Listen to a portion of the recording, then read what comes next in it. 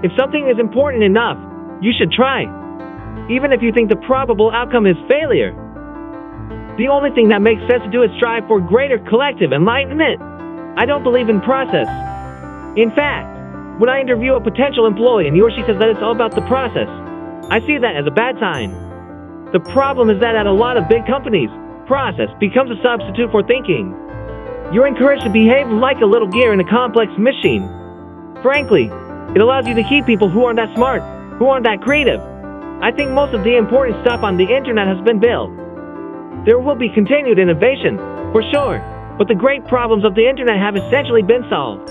If you're trying to create a company, it's like baking a cake. You have to have all the ingredients in the right proportion. I always have optimism, but I'm realistic.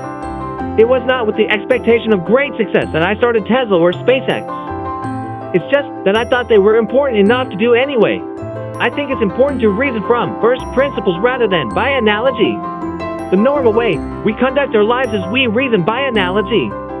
We're doing this because it's like something else that was done, or it is like what other people are doing. With first principles, you boil things down to the most fundamental truths and then reason up from there. Work like hell. I mean, you just have to put in 80 to 100 hour weeks every week. This improves the odds of success. I think it is possible for ordinary people to choose to be extraordinary. I think the best way to attract venture capital is to try and come up with a demonstration of whatever product or service it is, and ideally take that as far as you can.